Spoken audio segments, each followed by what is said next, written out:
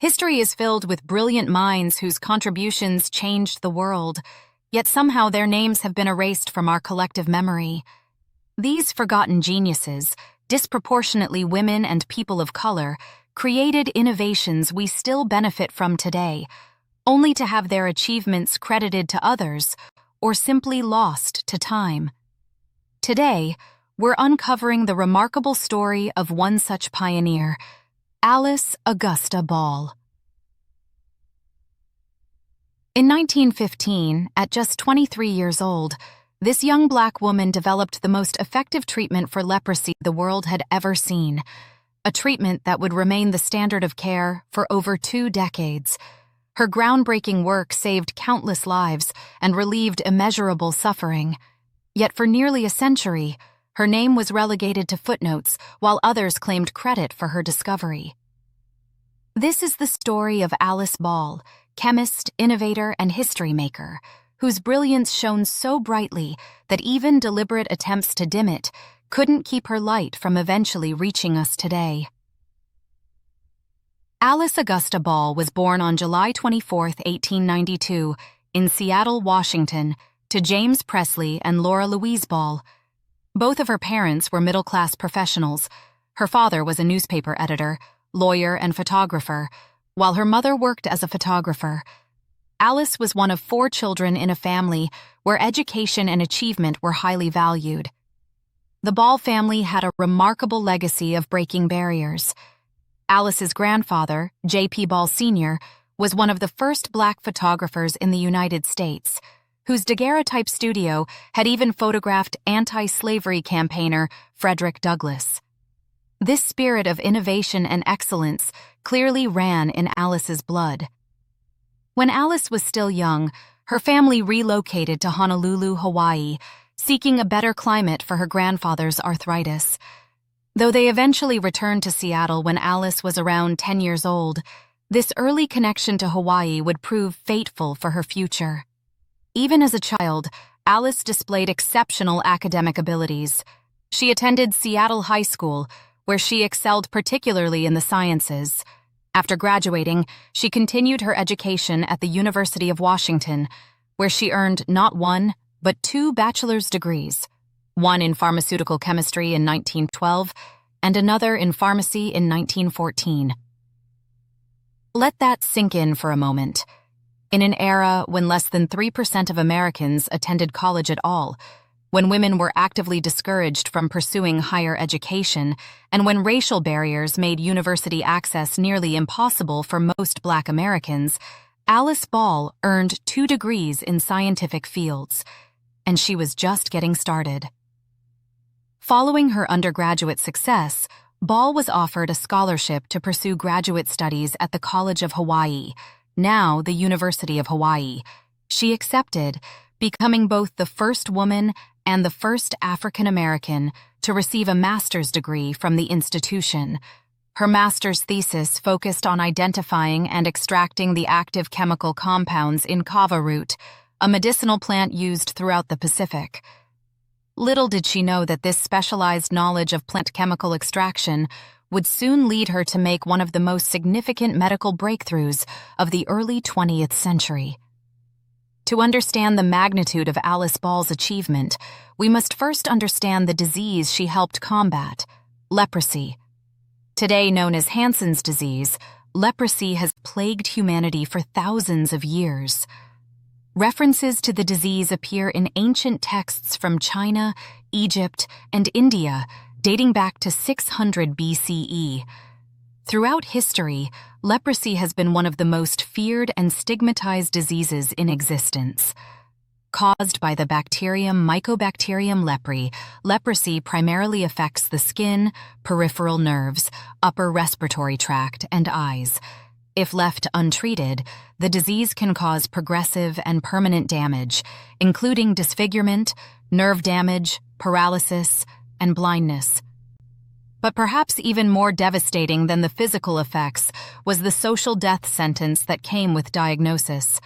For most of human history, those with leprosy were considered unclean, cursed, or morally corrupt. They were forcibly separated from society, often for life, and confined to isolated leper colonies with minimal care or comfort. By the late 19th century, Hawaii had become ground zero for the management of leprosy in America. In 1865, the Kingdom of Hawaii passed the Act to Prevent the Spread of Leprosy, which established a policy of isolation for those diagnosed with the disease.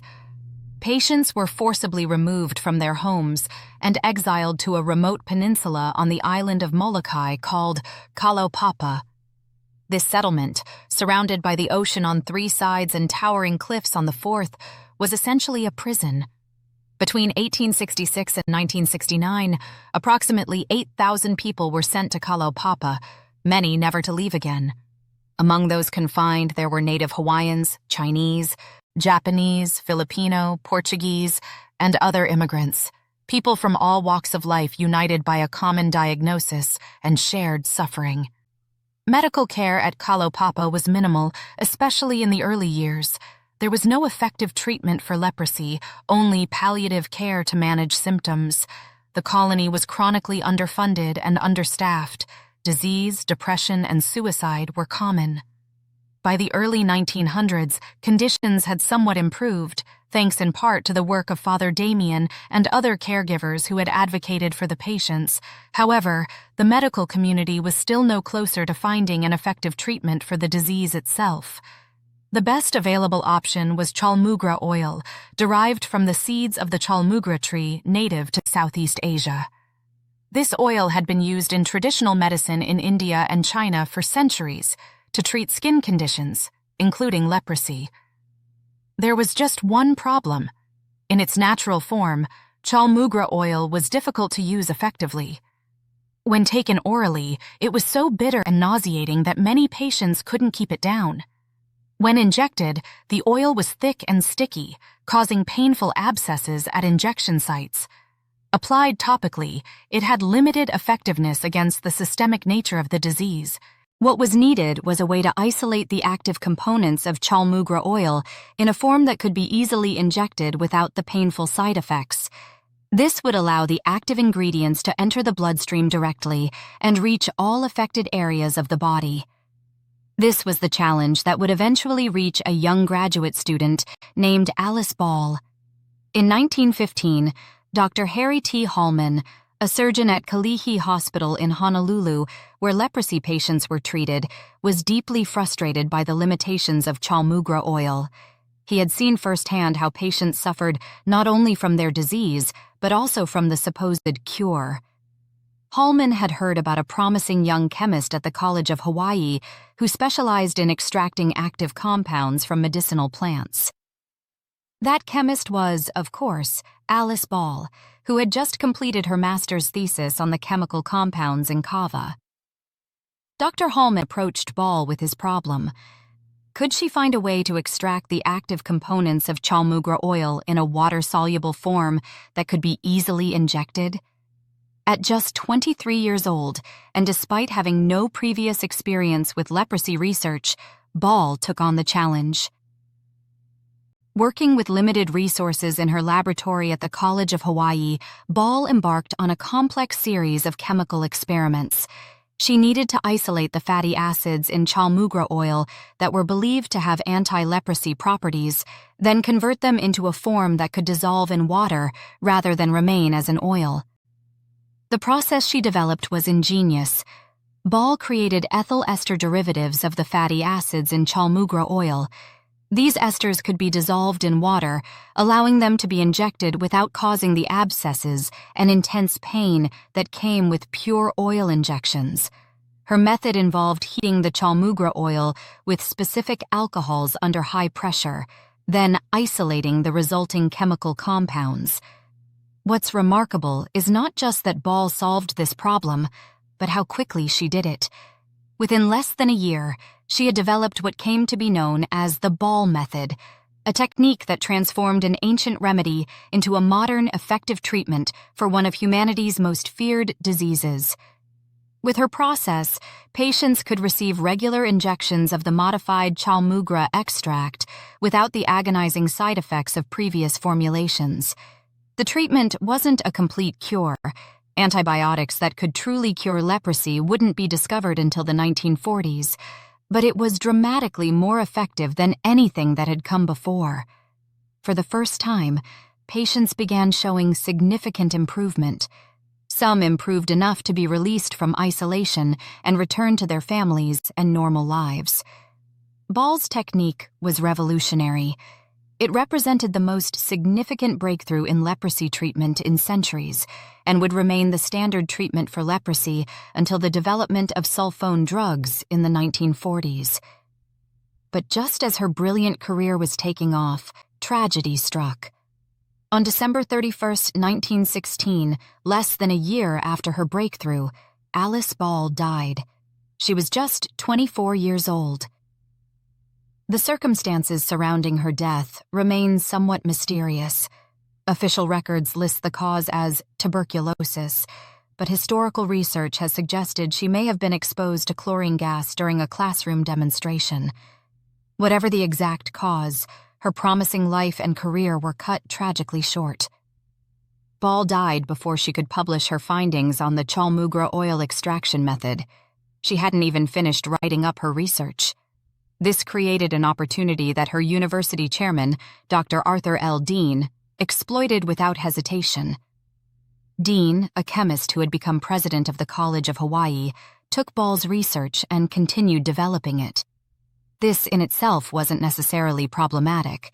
Important research often continues after a scientist's death. What was unconscionable was that Dean published the results without giving Ball any credit for her groundbreaking work. Dean began producing large quantities of the injectable chaulmoogra extract and sending it to leprosy treatment centers around the world. The treatment became known as the Dean method, and he received acclaim for work that was fundamentally built on Ball's innovation. For decades, Dean enjoyed recognition for his breakthrough, while Alice Ball's contribution was erased from scientific history. Her name appeared in no textbooks.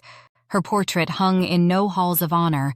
The thousands of leprosy patients whose lives were improved by her work never knew her name. It wasn't until 1922 that a measure of justice emerged. Dr. Harry Hallman, the surgeon who had originally approached Ball with the chaulmoogra problem, published an article in which he detailed Ball's pivotal role in developing the improved extract. In his paper in the Journal of the American Medical Association, Hallman explicitly credited Miss Ball with developing the technique and expressed regret that her untimely death had prevented her from publishing her own research. But Hallman's attempt to set the record straight had limited impact. Dean never publicly acknowledged Ball's contribution, and the scientific and medical establishments largely continued to associate the treatment with him rather than her. And so Alice Ball, young, brilliant, and groundbreaking, faded into obscurity, her name and achievements known only to a handful of people for the better part of a century. For nearly 80 years after her death, Alice Ball remained largely forgotten, her contribution to medical science uncredited and unrecognized. Her story might have been lost forever if not for the determined efforts of a few individuals committed to uncovering the truth. The first significant step toward restoring Ball's legacy came in 1977, when Dr. Catherine Takara and historian Stanley Ali began researching the contributions of early African Americans in Hawaii. Their work brought Ball's story back into the light, though still primarily within academic circles. The real turning point came in the late 1990s when Dr. Paul Wormiger, a science librarian at the University of Hawaii, became fascinated by brief mentions of Ball in historical documents. Wormiger spent years piecing together Ball's story from university archives, scientific journals, and other historical records. At the same time, another professor at the University of Hawaii, Dr. Bella Altura, was independently researching Ball's contributions. Together with other researchers and advocates, they began the long process of ensuring that Alice Ball received the recognition she deserved. Their efforts bore fruit in 2000, when the University of Hawaii finally honored Alice Ball with a plaque on the school's only chaulmoogra tree. The university declared February 29th Alice Ball Day, chosen because 2000 was a leap year, symbolizing the rare and exceptional nature of her achievements. In 2007, the University of Hawaii posthumously awarded Ball the Regents Medal of Distinction, the school's highest honor. The university president at the time, David McLean, acknowledged that this recognition was long overdue. Perhaps even more significantly, historical research has definitively established that the treatment formerly known as the Dean method was in fact Ball's creation. Medical and scientific literature now correctly attributes the technique to her, renaming it the Ball method, as it should have been from the beginning. In recent years, Ball's story has begun reaching a wider audience. In 2019, London's Royal Society of Chemistry installed a plaque commemorating her work. In 2020, the city of Seattle named a park after her. Articles, books, and documentaries about her life and achievements continue to emerge, ensuring that future generations will know her name and her contribution. Nearly a century after her death, Alice Ball is finally receiving the recognition she earned through her brilliance, diligence, and scientific innovation. Her legacy stands as both an inspiration and a cautionary tale, a reminder of how easily the contributions of women and people of color can be erased if we are not vigilant in preserving them. The significance of Alice Ball's contribution to medical science cannot be overstated. To truly understand her impact, we need to consider what her treatment meant for those suffering from leprosy. Before the Ball method, a diagnosis of leprosy was essentially a life sentence. Patients faced indefinite isolation in places like Kalaupapa, separated from family and community, with little hope of improvement or release. The available treatments were either ineffective or so unpleasant that many patients preferred to go without. After Ball's innovation, thousands of patients worldwide gained access to a treatment that actually worked. The injectable chaulmoogra extract, developed through the Ball method, could be administered relatively painlessly and showed remarkable results. Within a few years of the treatment becoming widely available, some patients were improving enough to be released from isolation facilities. For the first time, there was hope for those diagnosed with leprosy, hope of recovery, hope of reunion with loved ones, hope of returning to normal life. The numbers tell a powerful story. At Kalaupapa alone, the patient population steadily declined as people recovered enough to leave the settlement. Similar results were seen at leprosy treatment centers worldwide as the Ball method was adopted globally. From India to the Philippines, from Japan to Brazil, leprosy patients benefited from the work of a young Black woman from Seattle who had solved a problem that had stumped medical researchers for decades. Though they didn't know her name, their lives were transformed by her ingenuity. The Ball method remained the primary treatment for leprosy until the 1940s, when sulfone drugs were developed that could actually cure the disease rather than just manage it. This means that for approximately 30 years, Ball's work represented the cutting edge of leprosy treatment. During that time, countless lives were improved or saved because of her contribution. Today, leprosy is curable with a combination of antibiotics known as multi-drug therapy. The disease that caused so much fear and suffering throughout human history has been largely conquered. Modern treatments can prevent disability and stop transmission, with most patients cured after 6 to 12 months of therapy. Yet even in our modern era of advanced medicine, we owe a debt to Alice Ball. Her work bridged the gap between ancient remedies and modern pharmaceuticals, providing relief to a generation of patients who would otherwise have had no effective treatment. She demonstrated that leprosy could be treated successfully, challenging centuries of fatalism about the disease. Moreover, her chemical techniques for isolating and modifying plant compounds contributed to the broader advancement of pharmaceutical development. The principles she pioneered in extracting medicinal components from natural sources continue to influence drug development today. Alice Ball accomplished all of this before her 25th birthday. One can only imagine what else she might have achieved had she lived a full life. Alice Ball's story is exceptional, but sadly, the erasure of her contributions is not unique. Throughout history, countless women have made groundbreaking discoveries and innovations, only to see their work attributed to male colleagues overlooked entirely or acknowledged only after decades of obscurity. Consider Rosalind Franklin, whose X-ray crystallography was crucial to discovering the double helix structure of DNA. While James Watson and Francis Crick received the Nobel Prize in 1962, Franklin's essential contribution was barely acknowledged during her lifetime. She had died of cancer in 1958 at age 37, and the Nobel Prize is not awarded posthumously.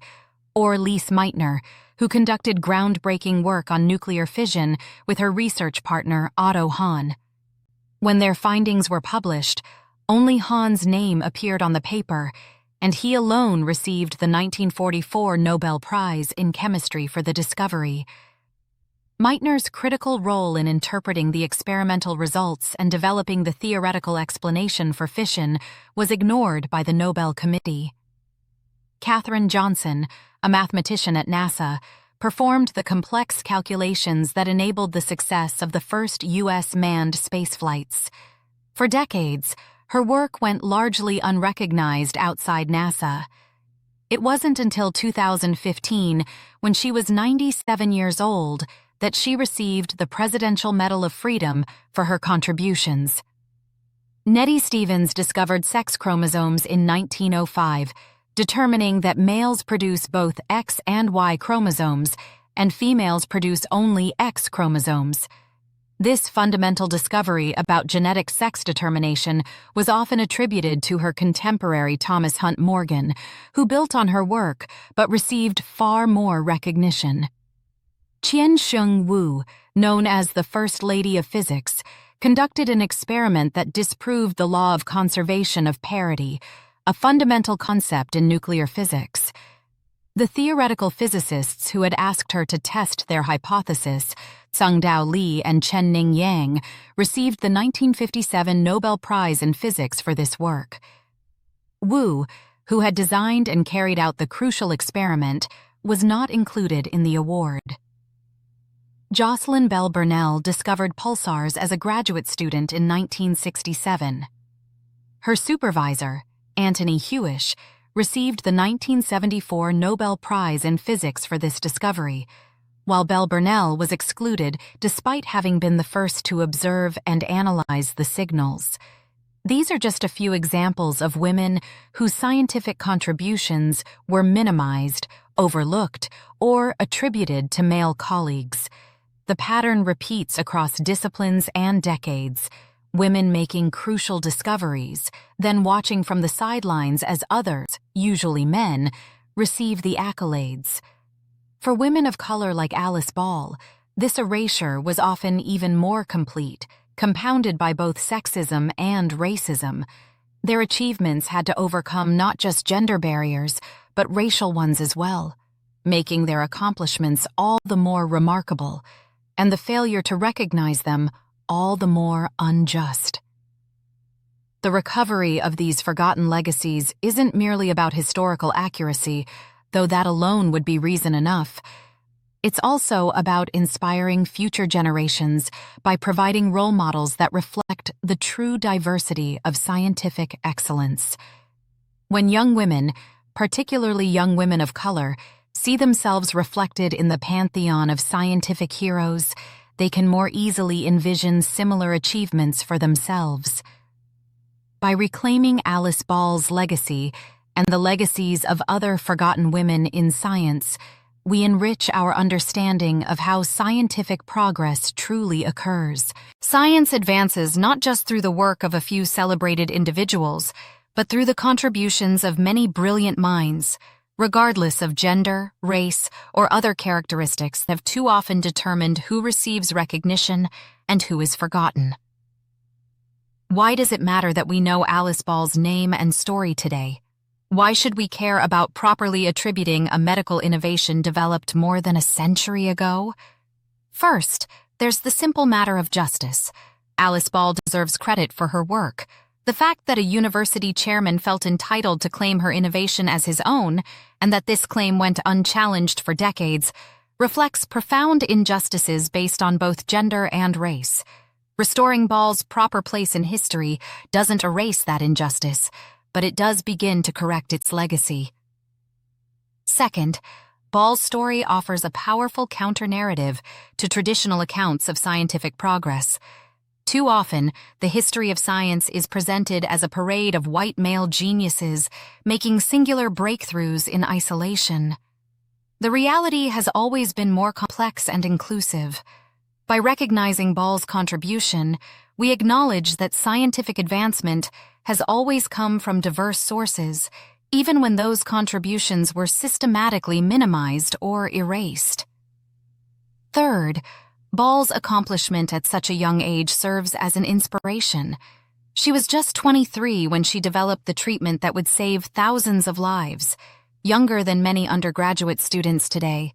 Her story reminds us that brilliance and innovation can come from any quarter and at any age. Young people, especially young women and people of color interested in STEM fields, can look to Ball as proof that their contributions can change the world. Fourth, Ball's story highlights the institutional barriers that have historically prevented talented individuals from marginalized groups from reaching their full potential. Despite her remarkable abilities, Ball faced limitations based on her gender and race. The fact that she achieved so much despite these barriers makes her accomplishment all the more impressive and raises questions about how many other potential innovations have been lost because of similar barriers. Fifth, the long delay in recognizing Ball's contribution demonstrates how historical narratives are shaped by power. Those with institutional authority, like Dr. Dean, have traditionally controlled which achievements are recorded and celebrated. The recovery of Ball's legacy reminds us to question established narratives and look deeper for the overlooked contributors to human progress. Finally, Ball's story serves as a warning about how easily the truth can be lost when power imbalances go unchallenged. If not for the determined efforts of researchers decades after her death, Ball's contribution might have remained uncredited forever. This reminds us of our responsibility to question who gets credit for innovations and to actively preserve the legacies of those who have been systematically marginalized. In an era when we're increasingly recognizing the importance of diversity in science and innovation, Alice Ball's story isn't just a historical curiosity, it's a powerful reminder of why representation matters. Ball's unique perspective and training allowed her to solve a problem that had stumped others for years. Her success demonstrates why scientific progress benefits when we draw talent from the widest possible pool. By telling Ball's story and the stories of other forgotten innovators like her, we create a more accurate, more inspiring, and ultimately more useful account of how human knowledge advances. We recognize that progress has always come from diverse sources, even when those contributions weren't properly acknowledged at the time. Alice Augusta Ball packed more achievement into her brief 24 years than most could hope for in a lifetime. A pioneer of pharmaceutical chemistry, she developed a treatment that alleviated suffering for thousands of leprosy patients worldwide and remained the standard of care for decades. She broke barriers as both the first woman and the first African American to earn a master's degree from the University of Hawaii, and she did all this in an era when both her gender and her race placed significant obstacles in her path. That her name and contribution were nearly lost to history reflects not on her accomplishment, but on the society that failed to recognize it properly. The erasure of Ball's legacy and its eventual recovery serves as both a cautionary tale and a reason for hope. The cautionary aspect is clear. Without intentional effort to preserve diverse contributions to human knowledge, critical perspectives and achievements can be lost. When those in positions of privilege claim credit for the work of others, they don't just commit an injustice against individuals, they distort our collective understanding of how progress happens. But there's hope in the recovery of Ball's story as well. The fact that dedicated researchers were able to piece together her contribution a century later demonstrates that the truth has a persistence that transcends even deliberate attempts to obscure it. Ball's brilliance shone so brightly that even decades of neglect couldn't extinguish it completely. Today, as Ball's name is increasingly recognized in the halls of science, we have an opportunity to learn from both her remarkable achievement and the long delay in acknowledging it. We can commit ourselves to creating scientific and academic institutions that recognize excellence wherever it appears, regardless of gender, race, or other characteristics that have historically determined whose contributions are celebrated. Alice Ball's legacy extends beyond her scientific innovation. Her story challenges us to question who gets credit for advances in knowledge, to look deeper than official narratives for the true origins of breakthrough ideas, and to ensure that future generations of brilliant young minds, especially those from historically marginalized groups, receive the recognition they deserve. By reclaiming Ball's place in history, we don't just correct a century-old injustice. We also create a more accurate, more inspiring, and ultimately more useful account of how human knowledge advances. We acknowledge that progress has always come from diverse sources, even when those contributions weren't properly acknowledged at the time. The next time you hear about a forgotten figure from history whose contribution was overlooked or attributed to someone else, remember Alice Ball. Remember that our understanding of who drives progress is always incomplete, always evolving as we recover the stories of those whose brilliance transcended the limitations placed upon them. Alice Ball may have been forgotten for nearly a century, but her light now shines as an inspiration for generations to come, a testament to brilliance that refused to be extinguished, even when others tried to claim it as their own. Thank you for joining me on this exploration of Alice Ball's extraordinary contribution to scientific innovation. If you enjoyed this video, please like, subscribe, and share to help more people discover the forgotten women who changed our world. Until next time, keep learning, keep questioning, and remember the scientists whose stories history almost forgot. This has been The Forgotten Genius, Alice Ball, and the treatment that changed leprosy forever. The fourth video in our 10-part YouTube podcast series, Forgotten Women Who Changed History. Sources for this video include 1. Paul Brown. The Complicated Legacy of Alice Augusta Ball. Journal of Medical History, Volume 45, No. 2, 2019, pp. 112-135. 2. Paul Wermiger and Carl Heltzel. Alice A. Ball and the Development of the Ball Method. The Hawaii Journal of History, Volume 38, 2004, pp. 105-123. 3. Miles Jackson. The Legacy of Alice Ball, Hawaii's First Female Chemist. Women in Science, Historical Perspectives, edited by Susan Johnson, Academic Press, 2017, pp. 203-221. 4. Beverly Mendheim. Hidden Figures in Medical Science, Alice Ball and the Treatment of Leprosy. American Journal of Public Health, Volume 107, No. 5, 2017, pp. 729-735. 5. University of Hawaii at Manoa.